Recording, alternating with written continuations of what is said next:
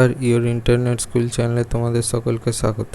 তো আজকে আমরা ক্লাস 8-এর রায়ান মার্টিন কোশ্চেন ব্যাংক অনুসারে মডেল সেট 5-এর কোশ্চেন অ্যান্সারগুলো সলভেশন করব।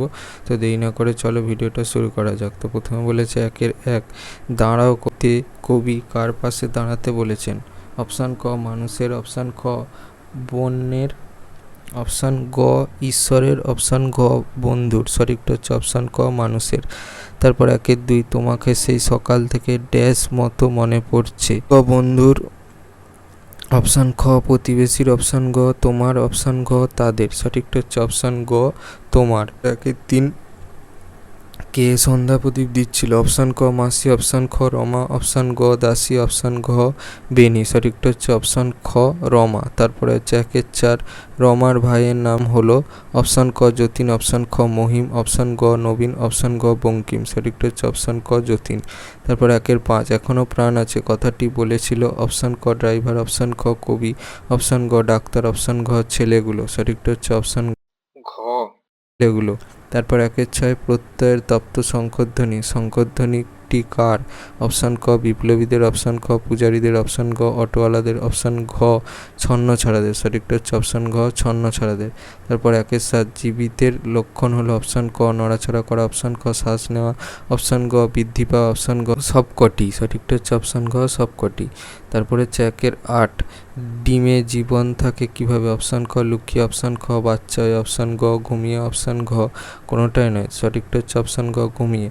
তারপরে হচ্ছে 1-9 রৌদ্রে যেন গন্ধ লেগে আছে, কিসের গন্ধ? অপশান ক স্বপনের, অপশান খ ব্যথার, অপশান গ যন্ত্রণার, অপশান ঘ ভয়ের।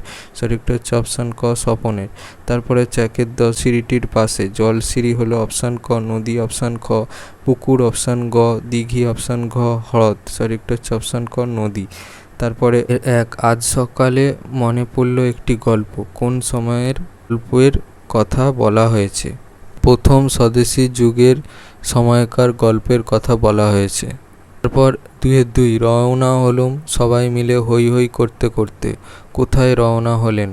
ভূমিকম্পের বছরে নাটোরের প্রভিন্সিয়াল কনফারেন্স অনুষ্ঠিত হয়েছিল। বর্তমান বাংলাদেশের উত্তর পশ্চিমাংশে রাজশাহী ডিভিশনের তখনকার বর্ধিষ্ণু গ্রাম নাটোরের রাজা জগদীন্দ্রনাথের আমন্ত্রণে অবনীন্দ্রনাথ ও তার সাথী সঙ্গীরা নাটোরের উদ্দেশ্যে রওনা হন। তারপর 2-3 জলে তার মুখখানা দেখা যায়, জলে কার মুখখানা দেখা যায়? জলে বুনো চালতার মুখ দেখা যায়।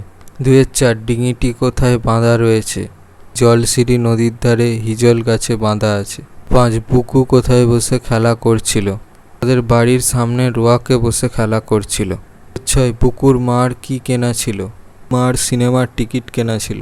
7 অপু কার সঙ্গে প্রথম গ্রামের বাইরে পা দিয়েছিল? উত্তরটা হচ্ছে তার বাবা হরিহরের সঙ্গে। তারপর 2-8 হরিহর কোন শিষ্যের বাড়ি গিয়েছিল? হরিহর লক্ষণ মহাজন শিষ্যের বাড়ি গিয়েছিল। 9 এ কেন অপুর পায়ের আঙুলে পাথরকুচি পাতা বেটে বেঁধে দিয়েছিল? কমলার মা কাছে বসিয়া তাহাকে খাওয়াইলেন, নিজের হাতের তৈয়ারি চন্দ্রপুলি পাতে দিলেন। খাওয়ার পরে অমলা তাহাকে সঙ্গে করিয়া বাড়ি দিয়া গেল। সেদিন বৈকালে খেলিতে খেলিতে অপুর পায়ের আঙুল হঠাৎ বাগানের বেড়ার 2 বাঁশের ফাঁকে পড়িয়া আটকাইয়া গেল। টাটকা চেরা নতুন বাঁশের বেড়া, আঙুল কাটিয়া রক্তারক্তি হইল। অমলা ছুটিয়া আসিয়া পাখানা বাঁশের ফাঁক হইতে বাহির না করিলে গোটা আঙুলটাই কাটা পড়িত। সে চলিতে পারিতেছিল না। অমলা তাহাকে কোলে করিয়া গোলার পাশ হইতে পাথরকুচি পাতা তুলিয়া বাটিয়া আঙুলে বাঁধিয়া দিল, পাছে বাবার বকুনি খাইতে হয়, এই ভয়ে অপু একথা কাহারও কাছে প্রকাশ করিল না। 10 দুর্গা ছোট হাঁড়িতে কি রান্না করেছিল? তারপর ছোট্ট মাটির হাঁড়িতে ভাত চাপানো হয়। এমন সময় বিনি তাদের সঙ্গে যুক্ত হয়। সেও উৎসাহের সঙ্গে কাঠ ও জল নিয়ে আসে। রান্নার দায়িত্ব নেয় দুর্গা। ভাত, বেগুন ভাজা, মেটে, আলু সিদ্ধ, এই ছিল তাদের চড়ুইভাতির আহার। পর 3-1 মোরা মুসলমানের ছেলে, সব সইতে পারি ও পারি না, কে বলেছিল এবং কেন বলেছিল? উদ্ধৃত অংশটি শরৎচন্দ্র চট্টোপাধ্যায় রচিত পল্লী সমাজ নামক পাঠ্য উপন্যাসটি থেকে নেওয়া হয়েছে। কথাটি আকবর বলেছিল। যখন বেনির কথায় পুলিশের কাছে আকবর ও তার 2 ছেলে মিলে পুলিশের কাছে রমেশের বিরুদ্ধে সাক্ষী দিতে রাজি না হয় বেনি রাগ সামলাতে না পেরে কথার মাঝখানেই চেঁচিয়ে বলেছিল, বেঈমান বেটারা, তাকে সেলাম বাজিয়ে এসে এখানে চালাকি মারা হচ্ছে। এই কথা শুনে আকবর ও তার দুই ছেলে মিলে একেবারে একসঙ্গে হাত তুলে ওঠে এবং সাথে সাথেই তারা রমেশ ও 100 বিঘের মাঠের ফসল বাঁচানোর জন্য রমেশের সত্যিকারের লড়াইকে সম্মান ও গ্রামবাসীর আশার আলো উজ্জীবিত রাখার ধন্যবাদান্তে আকবর কর্কশ কণ্ঠে এই উদ্ধৃতাংশের কথাগুলো বেনিকে বলেছিল। 3.2 অঙ্কুর বের হওয়ার জন্য কি কি প্রয়োজন? বৃক্ষশিশু কোথায় নিদ্রা যায়? অঙ্কুর বের হওয়ার জন্য উত্তাপ মাটি ও জল প্রয়োজন। কঠিন ঢাকনাযুক্ত বীজের মধ্যে বৃক্ষশিশু নিদ্রা যায়। 3.3 বুকু অবাক হয়ে ফেলফেলিয়ে মায়ের মুখের দিকে তাকিয়েছিল কেন? বুকুর মা তার ছেনুমাসি ও বেনুমাসিকে সাদর অভ্যর্থনা বলেছিল যে তারা বেড়াতে আসায় তিনি অত্যন্ত খুশি হয়েছেন, অথচ একটু আগেই বুকুর মুখে এদের আসার খবর পেয়ে তিনি অত্যন্ত বিরক্ত হয়েছিলেন এবং বলেছিলেন যে তার গা জ্বলে গেল, কারণ অসময়ে বাড়িতে লোক বেড়াতে আসা তার ভালো লাগে না। কয়েক মুহূর্তের ব্যবধানেই মায়ের মুখে সম্পূর্ণ বিপরীত কথা শুনে বুকু অবাক হয়ে ফেলফেলিয়ে মায়ের মুখের দিকে তাকিয়েছিল। 4.1 গাছের জীবন মানুষের জীবনের ছায়া মাত্র। লেখকের এমন উক্তির কারণ আলোচনা করো। গল্পে জগদীশচন্দ্র বসু বলেছেন যে ভালোবাসতে শিখে তিনি অনুভব করেছেন যে মানুষের মতোই গাছেরাও আহার করে, দিনে দিনে বাড়ে। মানুষের মতোই তাদেরও অভাব, তাদেরও দুঃখ কষ্ট আছে, জীবন ধারণের জন্য সদা ব্যস্ততা আছে। কিছু মানুষ যেমন কষ্টে পড়লে চুরি ডাকাতি করে, কোনো কোনো গাছের মধ্যেও সেই প্রবৃত্তি দেখা যায়। মানুষের বিভিন্ন সদ্গুণ যেমন পারস্পরিক সাহায্য, বন্ধুত্ব, এমনকি মানুষের সর্বোচ্চ গুণ স্বার্থত্যাগও গাছের মধ্যে দেখা যায়। মানুষ মায়ের মতোই প্রয়োজনে সন্তানের জন্য জীবন ত্যাগও গাছের মধ্যে দেখা যায়। এইগুলির অনুভব করেই লেখক গাছের জীবন মানুষের ছায়ামাত্র মন্তব্যটির অবতারণা করেছেন। 4.2 কবি পাড়াগার দুপ্রহর ভালোবাসেন কেন? পাড়াগায় দ্বিপ্রহরকে ভালোবাসেন। কবি শৈশবের পাড়াগাকে ফেলে রেখে চলে এসেছেন বহু দূরে, কিন্তু বাংলার প্রকৃতির সঙ্গে কবির যোগ ছিন্ন হয়নি। বাংলার প্রকৃতির সঙ্গে একাত্ম হয়ে রয়েছে কবির জীবন। কবির হৃদয়ে গল্প, কাহিনী, স্বপ্ন, আশার যে স্মৃতি, তাই নিয়ে কবিমন নিরন্তর সুখে ডুবে থাকে। বাংলার স্মৃতিমেদু দুপুরের কথা কবির বারবার মনে পড়ে যায়। যাওয়া হলুদ পাতার মতো কবির সেই স্বপ্নের দুপুরের নকশা পাড়া মেয়েটি সরে গেছে বহু দূরে, কিন্তু কবির হৃদয়ে রয়ে গেছে সেই স্মৃতিমেদুর দুপুরের ছবি। কবির মন তাই পাড়াগাঁয়ের দ্বিপ্রহরকে ভালোবাসেন। তারপর 4.3 আমাদের তো জয় জয়কার। কী কারণে লেখক ও তার সঙ্গীদের জয় জয়কার হলো? অনুষ্ঠিত প্রভিন্সিয়াল কনফারেন্সে রবি ঠাকুর প্রস্তাব করেন যে সম্মেলন বাংলা ভাষায় হোক, কিন্তু দলের নেতারা তা মানলেন না, তারা ইংরেজি ভাষায় চাইলেন। অনেক তর্ক বিতর্কের পর সমস্ত দলটি দুভাগে বিভক্ত হলো। বড়রা ইংরেজিতে বলতে উঠলেই বাংলা বাংলা করে চিৎকার করে ছোটরা বক্তৃতা পণ্ড করে দেয়। অবশেষে বাধ্য হয়ে নেতৃত্বস্থানীয়রা বাংলা ভাষা মত দিলেন এবং সম্মেলন বাংলাতেই হলো। এই সাফল্যটিকেই লেখক তাদের জয় জয়কার বলে বর্ণনা করেছেন। 4.4 এ বাড়ির যত আনন্দ হাসি আঁকা জীবন্ত করি। কবিতায় কবি প্রকৃতির সঙ্গে একাত্ম যে গ্রামীণ কুটিরের জীবন্ত ছবি এঁকেছেন তার বিবরণ দাও। কবি জসিমউদ্দিন তার সেজনবাদিয়ার ঘাট কাব্যগ্রন্থের অন্তর্গত গড়াই নদীর তীরে কবিতাটিতে গড়াই নদীর কূলে অবস্থিত একটি কুটিরের এক অপূর্ব চিত্র অঙ্কন করেছেন। প্রকৃতির নিজ স্নেহ মমতার বন্ধনে এই কুটিরটি যেন আবদ্ধ করে রেখেছে। প্রকৃতির সঙ্গে এই গ্রামীণ কুটির যেন একাত্ম হয়ে গেছে এখানে। কবি এখানে প্রকৃতির স্নেহবন্ধনে বাঁধা পড়া কুটিরটির এমন এক জীবন্ত চিত্র আমাদের সামনে তুলে ধরেছেন যা আমাদের হৃদয়কেও স্পর্শ করে যায়। কুটিরটিকে ঘিরে রেখেছে লতাপাতা, আর তার মাঝে ফুটে থাকা নানান বর্ণের ফুল যেন এক মায়াময় পরিবেশ রচনা করেছে। সকাল সন্ধ্যায় মলয় বাতাসে এই ফুলগুলি যেন হাসি মুখে আমাদের আহ্বান জানাচ্ছে। এ যেন এক সুখময় শান্তিময় পরিবেশ রচনা করছে যা আমাদের হৃদয়কেও শান্তি সুখের সাগরে নিমজ্জিত করে। কুটিরের বাইরে মাচানে ছেয়ে রয়েছে শিমলতা আর লাউ কুমড়োর ঝাড়, আর তা ভরে রয়েছে তাদের ফুলে। মাচানের তলায় রঙের ঢেউ তুলেছে লাল নোটে শাকের ঝাড়।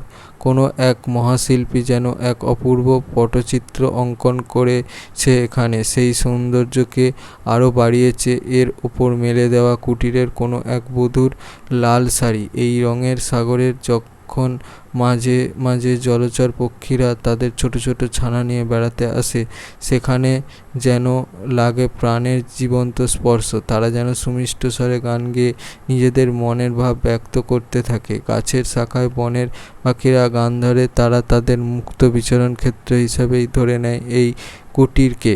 মানুষের বসবাসের কোনো কৃত্রিমতার চিহ্ন নেই, তাই এই পাখিরাও নির্ভয়ে বিচরণ করতে পারে এই সৌন্দর্য সাগরে। কুটিরের মানুষেরা তাদের সংসারে ব্যবহারের মটর, মসুর ডাল, কালো জিরা, ধনে, লঙ্কা শুকোতে দেয় কুটিরের উন্মুক্ত প্রাঙ্গণে। সেখানেও যেন লাগে লাল রঙের ঢেউ। মনে হয় এগুলি যেন নানান অক্ষরে রচনা করেছে এই কুটিরের সুখের চিত্র। জীবনের সুখ, আনন্দ, আহ্লাদ যেন এখানে লেখা হয়ে রয়েছে। দূর আকাশে রঙিন মেঘেরাও উড়ে যাওয়ার সময় যেন থমকে দাঁড়িয়ে যায় এই কুটিরকে ভালোবেসে। তারাও যেন একাত্মতা অনুভব করে এর সঙ্গে। মাটি এবং আকাশের দূরত্ব ঘুচিয়ে দেয় এই কুটির। প্রকৃতির মেঘেরাও দূর থেকে যেন মাটির ওপর এই প্রকৃতির স্নেহ মমতার বন্ধনে বাঁধা পড়া কুটিরের সঙ্গে এক হয়ে যেতে চায়। এক ছোকরার দলের কথায় মলি দেন না। হ্যাঁ সূচক বাক্যে রূপান্তর করতে বলেছে। তবে ছোকরার দলের কথায় অগ্রাহ্য করেন। দুই আরও অনেকে ছিলেন, সবার নাম কি মনে আসছে এখন? না সূচক বাক্যে ছিলেন, সবার নাম মনে আসছে না এখন। 5-3 তোমরা শুষ্ক গাছের ডাল সকলেই দেখিয়াছ। না সূচক বাক্য গাছের ডাল তোমরা কে না দেখিয়াছ। তবে বলেছে মাথা শব্দটি দিয়ে 3টি ভিন্ন অর্থে 3টি বাক্য রচনা করো। তার মাঝখানে ছেলের ঔদ্ধত্য আচরণ প্রত্যক্ষ করে তার লজ্জায় মাথা কাটা অর্থাৎ অপমানিত হওয়া গেল। তার ছোট নাতিকে অতিরিক্ত আশকারা দিয়ে তার মাথাটি খেয়েছেন। এটা হচ্ছে স্বভাব নষ্ট করা বোঝাতে মাথা এখানে ব্যবহার করা হয়েছে। রোহন বন্ধুর হাত দুটি জড়িয়ে ধরে বলল, আমার মাথা খা, কিন্তু ওদের সঙ্গে ঝগড়া করিস না। এখানে মাথা হচ্ছে দিব্যি দেওয়া অর্থে ব্যবহার করা হয়েছে। তাতে বলেছে বাড়িতে অতিথি এলে তাদের সঙ্গে কেমন আচরণ করা উচিত সে সম্পর্কে বন্ধুকে একটা চিঠি লেখো। নিজের ঠিকানা, যেদিন চিঠিটা লিখবে তার তারিখ। প্রিয়, এখানে তোমাদের বা বান্ধবীর নাম লিখতে পারো। এখানে হচ্ছে রঞ্জিনী দেওয়া আছে, তো আমি রঞ্জিনী দিয়েই পড়ছি। প্রিয় রঞ্জিনী, কিছুক্ষণ আগে তোর চিঠি পেলাম। তুই লিখেছিস যে দিনের ছুটিতে আমাদের সঙ্গে যে বেড়াতে যাওয়ার কথা ছিল তা তোর পক্ষে সম্ভব হবে না, কারণ ওই সময় তোদের দেশের বাড়ির কিছু আত্মীয় আসবেন, তাই তোকে বাড়িতেই থাকতে হবে। তুই চিঠিতে এও জানিয়েছিস যে বন্ধুদের সঙ্গে বেড়ানোর পরিকল্পনাটা বাতিল করতে হলো বলে তোর মন খুব খারাপ, রাগও হচ্ছে যে ওরা কি আর আসার সময় পেলেন না। দেখ, তুই আমাদের সঙ্গে যেতে পারবি না বলে আমারও খুব খারাপ লাগছে, কিন্তু এটাও তো ঠিক যে ছুটির সময় বলেই ওরা আসছেন, কারণ ছুটি ছাড়া তো আত্মীয় স্বজনের বাড়ি যাওয়া আজকাল হয়েই ওঠে না। তুইও তো মাঝে মাঝে বলিস দেশের বাড়ির জন্য তোর মন কেমন করে। আমার মনে হয় কি জানিস, বাড়িতে অতিথি এলে আমাদের বিরক্ত হওয়া উচিত নয়। হয়তো অনেক সময় আমাদের ছোটোখাটো অসুবিধা হয়, কিন্তু সেগুলি একটু মানিয়ে নিয়ে যদি খোলা মনে অতিথিদের স্বাগত জানাই এবং আমাদের সাধ্যমতো অতিথি আপ্যায়ন করি, তাহলে শেষ পর্যন্ত মনটা বেশ খুশি হয়ে ওঠে। তাই বলি, মন খারাপ না করে তোর অতিথিদের দেখাশোনা করে ওদের সুবিধা অসুবিধার দিকে দৃষ্টি রেখে গল্প করে সময়টা কাটা। আমার মনে হয় এতেই সকলের সঙ্গে সামাজিক সম্পর্কগুলো ভালোভাবে বজায় থাকে। তুই আমার ভালোবাসা নিস, কাকু কাকিমাকে আমার প্রণাম জানাস। সবাই ভালো থাকিস। আশা করি আমরা বন্ধুরা পরে আবার একসঙ্গে বেড়াতে যাব। আজ শেষ করছি। ইতি, তোর বন্ধু বলে নিজের নাম। তারপর এখানে এরকম একটা বাক্স করবে, দিয়ে ডাক টিকিট বলে লিখবে। লিখে হচ্ছে বন্ধু বা বান্ধবীর নাম দিয়ে বন্ধু বা বান্ধবীর বাবার নাম, তারপর হচ্ছে বন্ধু বা বান্ধবীর ঠিকানা। যদি এই ভিডিওটা ভালো লেগে থাকে তাহলে ভিডিওটাকে অবশ্যই লাইক করে দিও এবং আমাদের চ্যানেলটাকে অবশ্যই সাবস্ক্রাইব করে দিও। এই ধরনের ভিডিও নোটিফিকেশান জলদি পেতে হলে আমাদের চ্যানেলটাকে সাবস্ক্রাইব করার পাশাপাশি পাশে থাকা বেল আইকনে গিয়ে অবশ্যই ক্লিক করে দাও, যাতে করে ভিডিও আপলোড হওয়ার সাথে সাথেই তোমরা তার নোটিফিকেশান পেয়ে যাও। আর দেখবে ভিডিওর ডিসক্রিপশানে আমাদের টেলিগ্রাম এবং হোয়াটসঅ্যাপ গ্রুপের লিঙ্ক দেওয়া আছে, সেখানে তোমরা জলদি জয়েন হয়ে যাও এই সমস্ত কোশ্চেন অ্যান্সার সলভেশনের পিডিএফ ও অন্যান্য বিভিন্ন সাজেশনের ফ্রি পিডিএফগুলো কালেকশান করার জন্য। তো আজকের মতো ভিডিওটা এই পর্যন্তই, দেখা হচ্ছে পরবর্তী ভিডিওতে।